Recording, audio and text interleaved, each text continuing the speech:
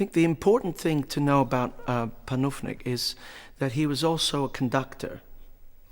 So the gestures are somehow within your hands, very much like Mahler is. The piece that I'm conducting, Symphony No. 10, written between 1988 and 1990, starts with a very, very strong gesture, 2 notes in the trombones, answered by something that becomes somehow the kernel, the germ for the rest of the piece. Yam, taka taka ta, with 3 trumpets, and it's very, very strong and very strident. I think his knowledge of virtuosity and his knowledge about how to achieve the most provocative sounds come from somebody who's been in front of the orchestra. There's no question about it.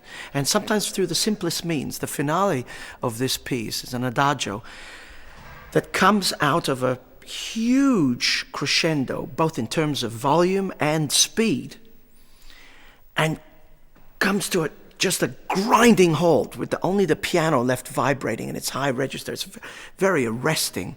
And then all of a sudden, the economy of the writing and the beauty and the almost spirituality of the writing is very, very telling, but it's very simple.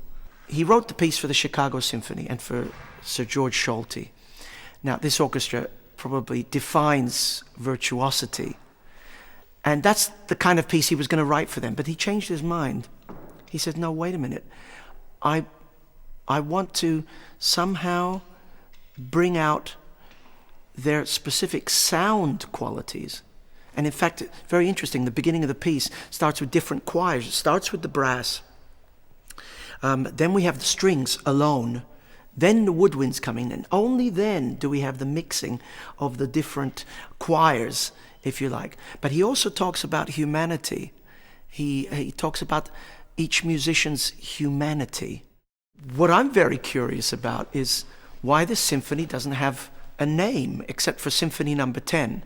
Of course, every composer's Symphony No. 10 is a huge achievement. After Beethoven stopped at 9, 10 will always be the magic number somehow. But it's very, very chilling and telling and very human.